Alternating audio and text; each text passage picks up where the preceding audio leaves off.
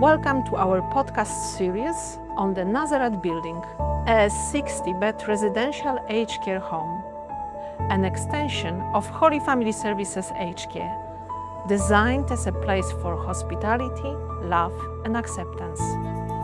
I am Sister Grace, and I invite you to join me as we explore how this new space builds upon Holy Family Services' legacy of compassionate care, carrying it into the future.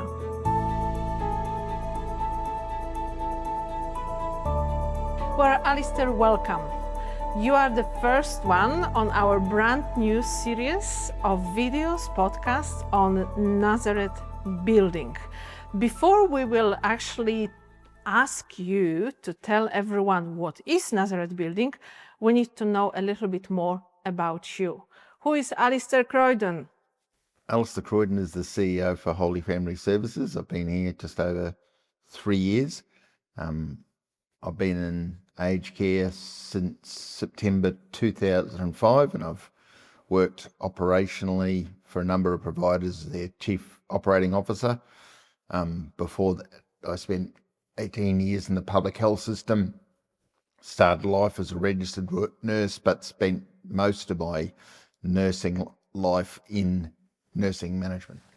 And you are an advocate for dignity of people, for better aged care, and that's what I can read from different publications which you either had written or responded to.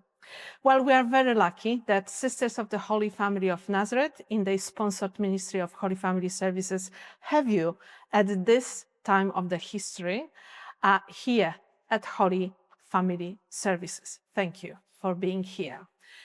If we are talking to someone who has never ever heard about Holy Family Services or the Nazareth Building, what are they and what specifically Nazareth Building is or is going to be?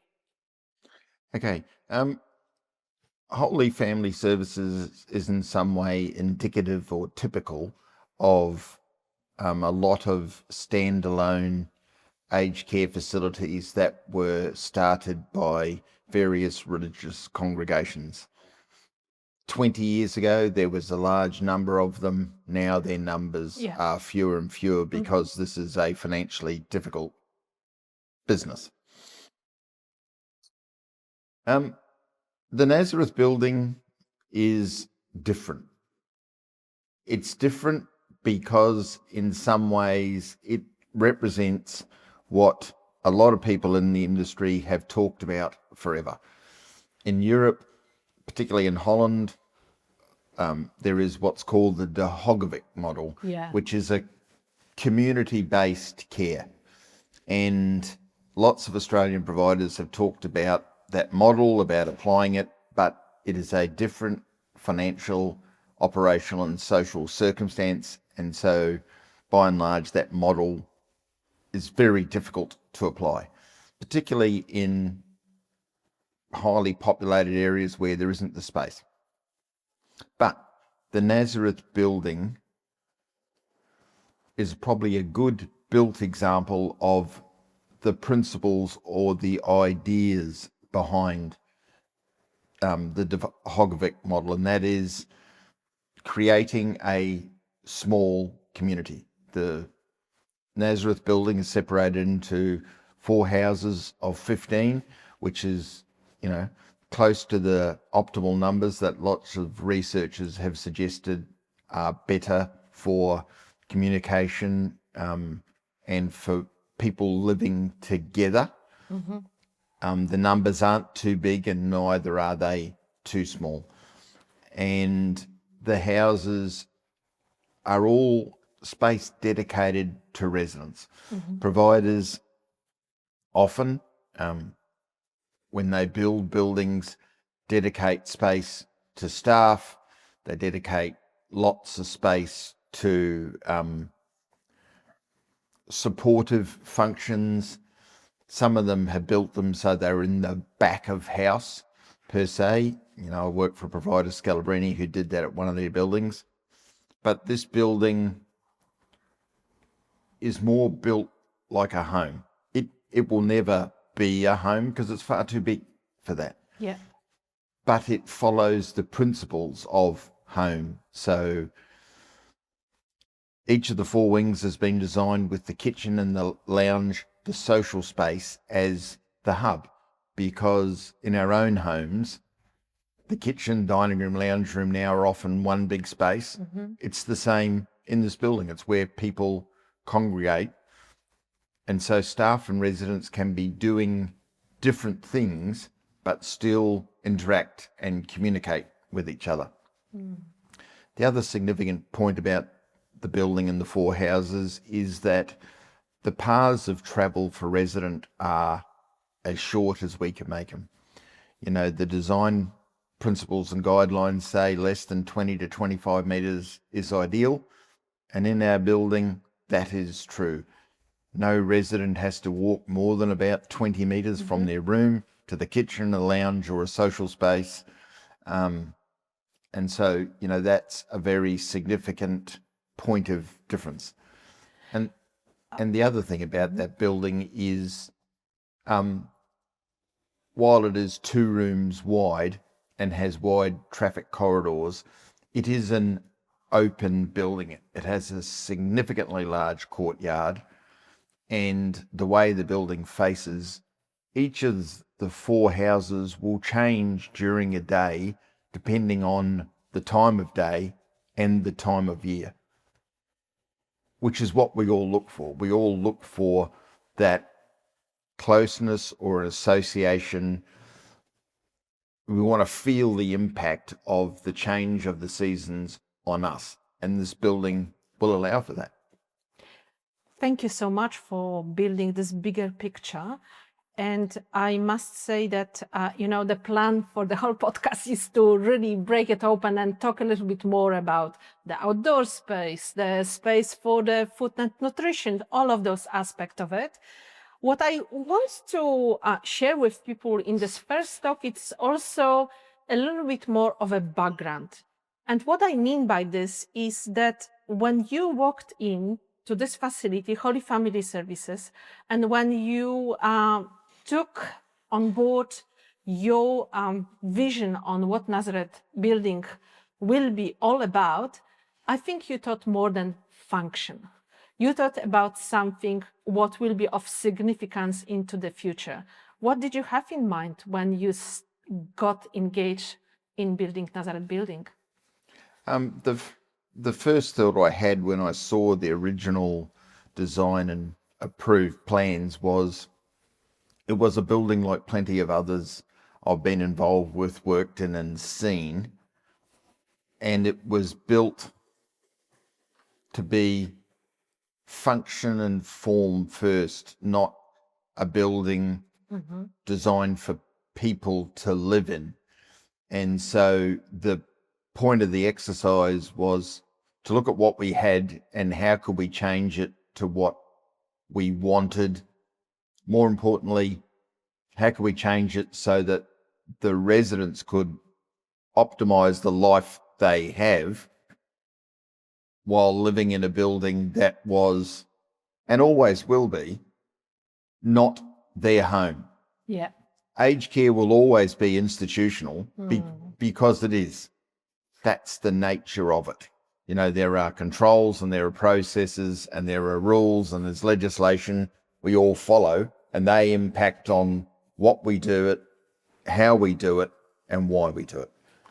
So we already have an aged care here. We are the aged care provider. We have 146 beds residential aged care here at Holy Family. Why are we building more beds? Well, we needed to build more beds because firstly we have the original nursing home on site, which has Luke Ann and Gabriel wings, and that building has 4-bedded and 2-bedded shared rooms with bathrooms down the corridor. And people who move into aged care don't want to share rooms, besides which that building functionally and operationally is past its usable life. You know, it's not a building that could be easily redesigned or reconfigured for a new purpose, so that if we wanted to maintain our current number of beds or increase it slightly, we needed a new building.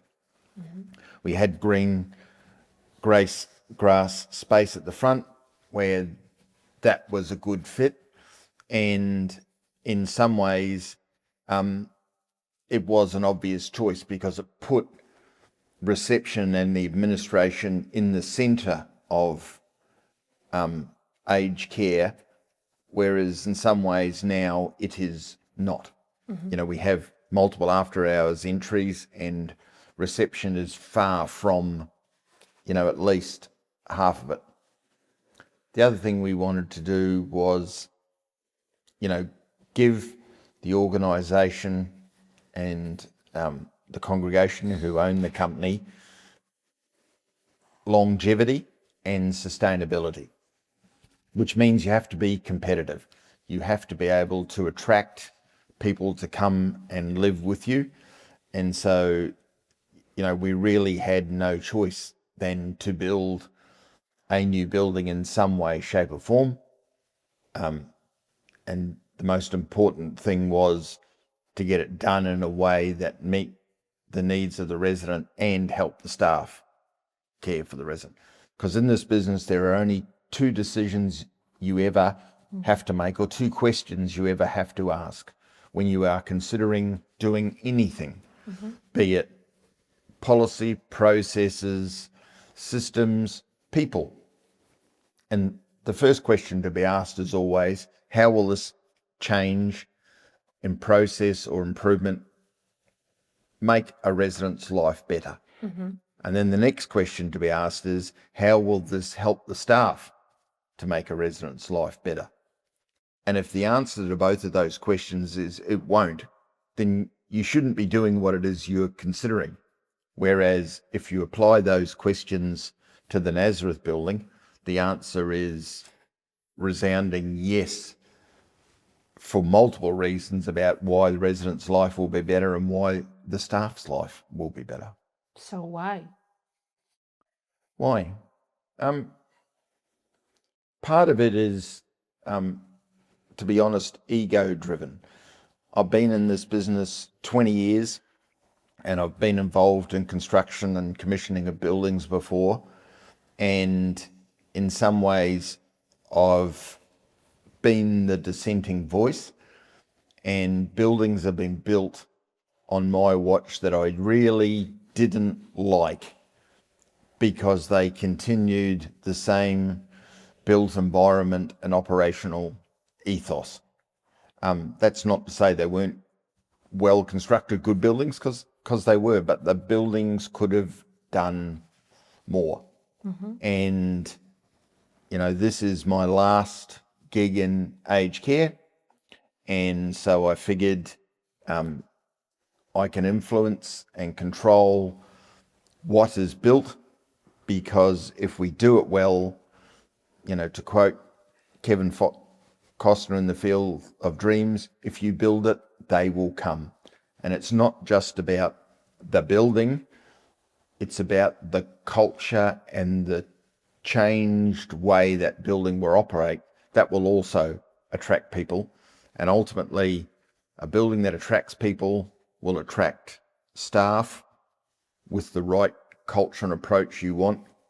But more importantly, it will make the company more financially stable and give it longevity and financial independence. I have a privilege of working alongside you here at Holy Family Services as a director of mission, and I have no doubts that this project continues the mission of the sisters here. In the part of what you said, it is a sponsored ministry of the Sisters of the Holy Family of Nazareth. But despite that you said that this is ego-driven, you actually consulted a lot of people. I have experienced that. So how does this listening to others was part of the driving project parts of it?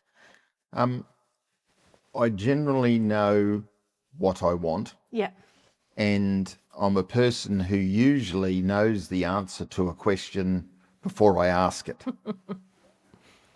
But despite the fact that I've been a registered nurse for 38 years and despite the fact I've worked in aged care for 20 years, I'm still not the assistant in nursing or the personal care worker who's going to work on the floor. I'm not going to be the registered nurse who's going to work on the floor. I'm not going to be the cleaner, and I'm not going to be the servery person. And while I have at various times done some of those things, that's not what my work experience and my training is. And so even though I understand how catering services and cleaning services and clinical services work, they do change over time. And the way things can be done and the view of our consumers changes over time. And, you know, we really don't know it all. And I'm lucky enough over, you know, my working career to have been able to work with a lot of people who shared what they knew about things freely and openly. And so, you know, I know only what I know because they told me. And it's the same with this building. There are plenty of staff we've had who've worked here longer than others. There are plenty of people here who've worked in aged care for 30 and 40 years. I haven't. And so, you know, it's important to hear what their view is.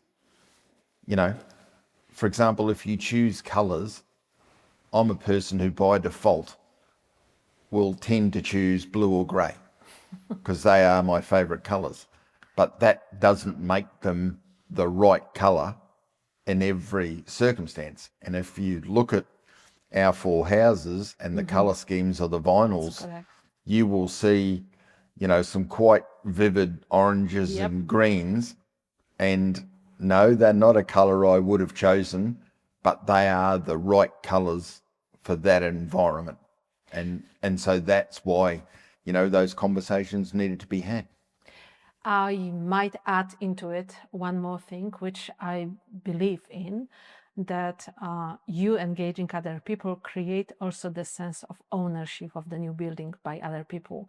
So they can say, yeah, I chose this color, or I did that, or I suggested this. And I think that it's very healthy and I think also team building as far as, you know, preparation of people to work in the new building.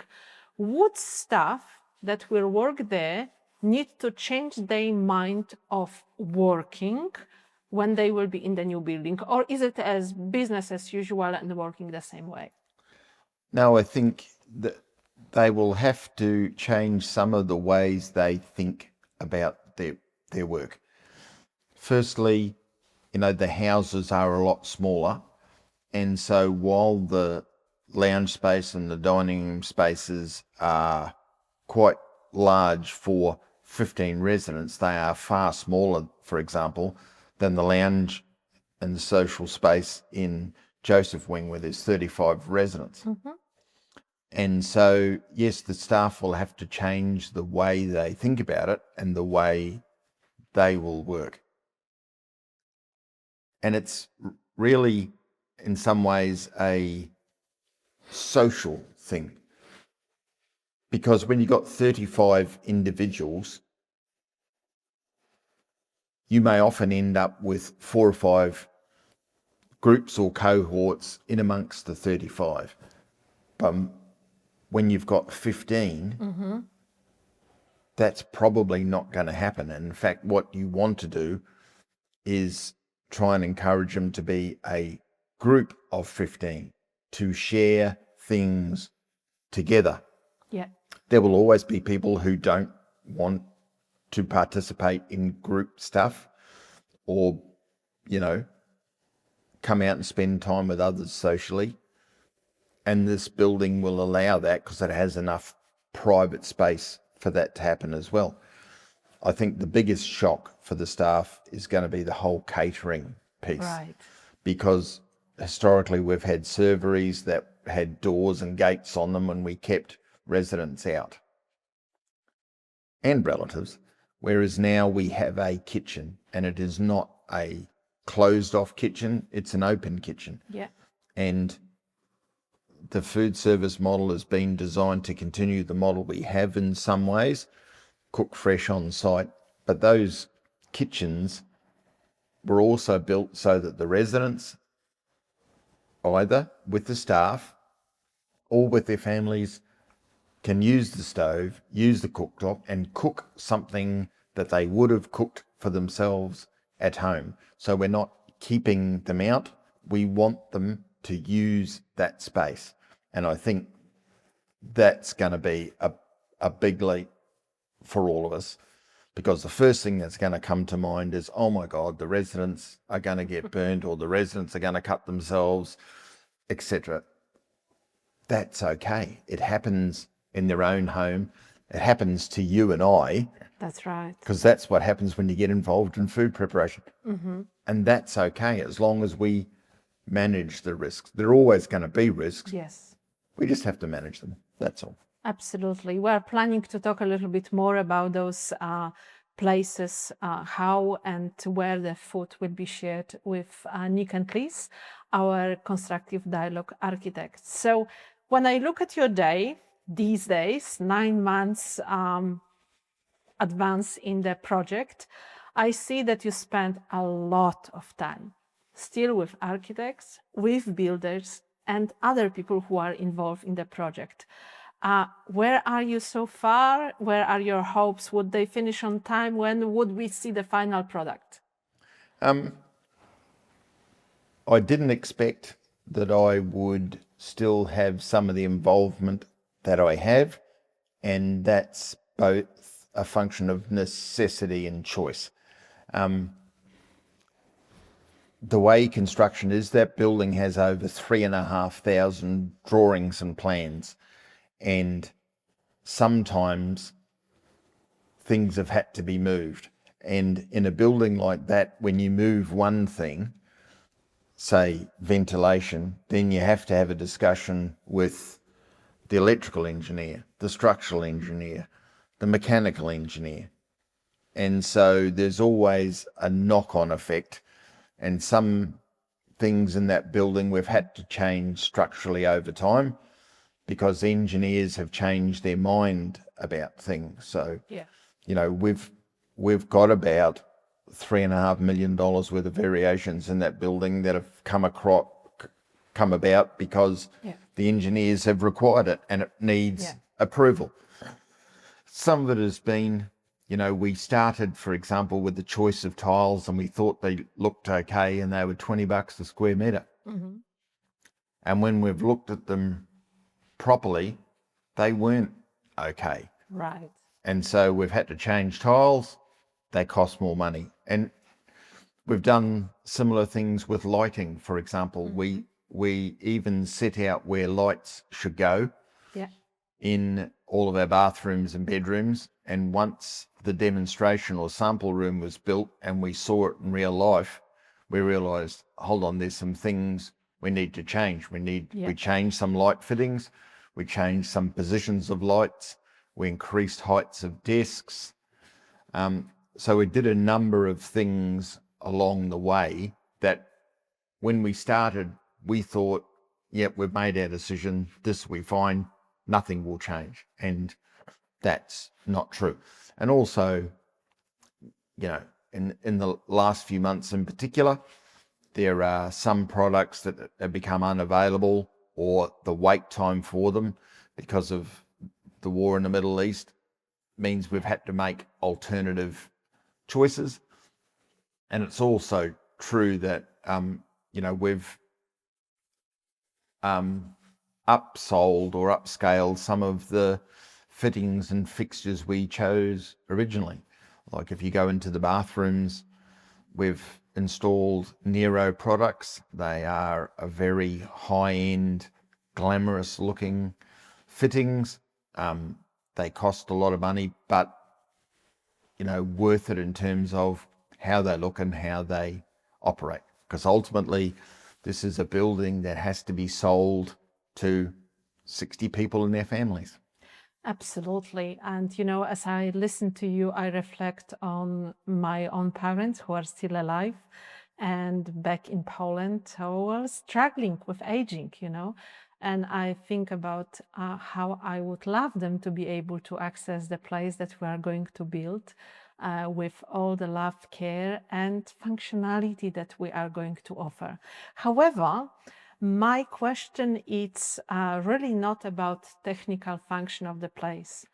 When I will bring my parents, or you will bring someone who might be deciding to place their relatives in the place, how do you want them to feel in the Nazareth building? What do you want them to feel as they walk in?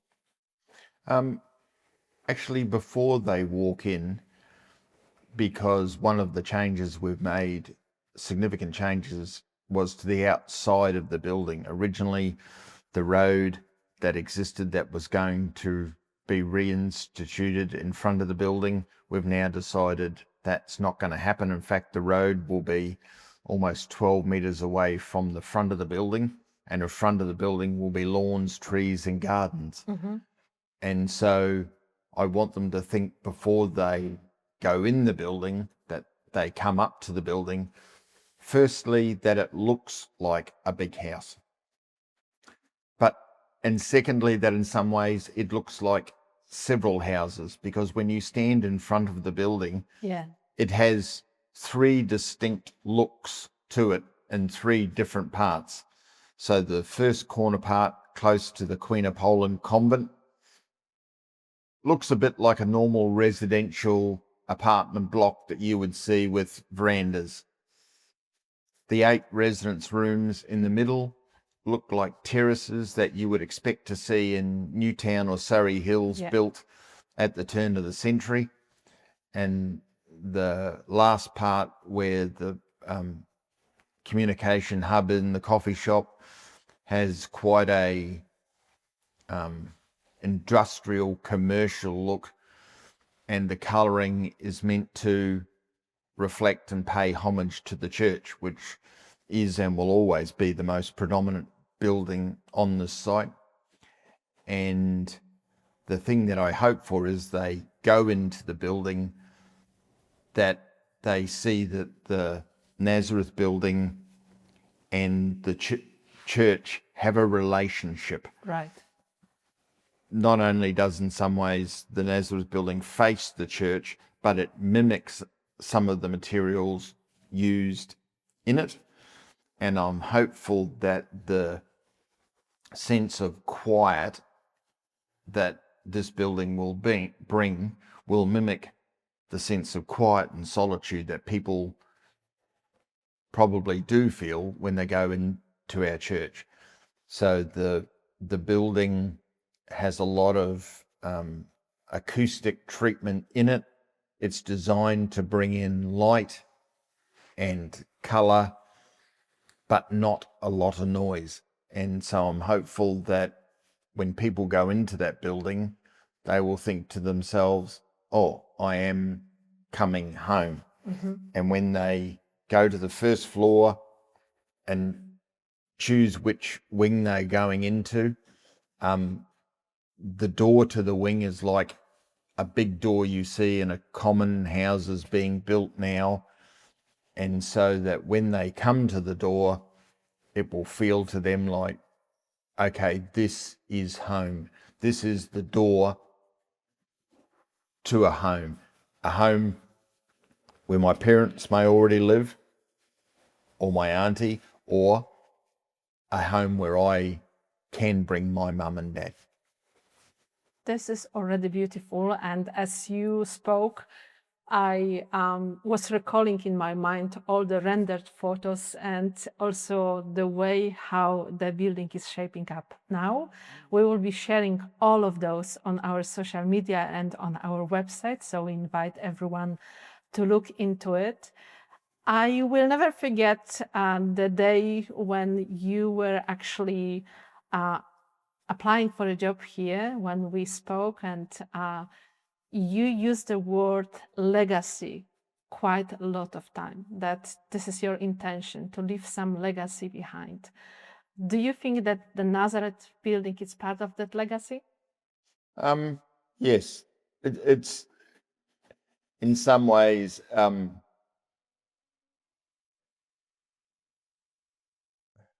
hopefully when it's lived in and shared and operated by staff, they will think as they work in the building and as the residents live in it, this is a nice place to live and work.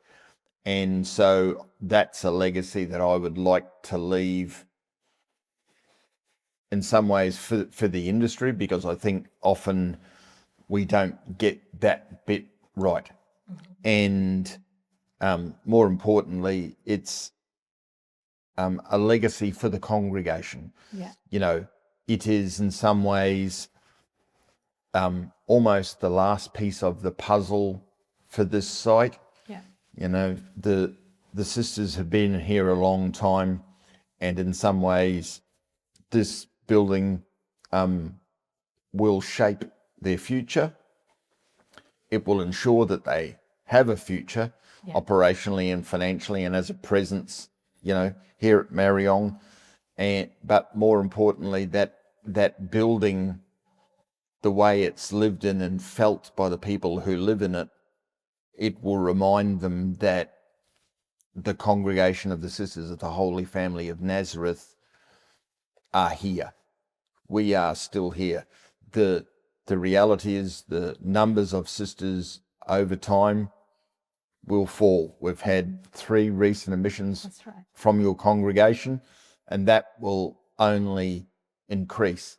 And in some ways, that building is also being built for their future, so that they can move from the various convents you live in to really something that is close to or similar to where they've come from.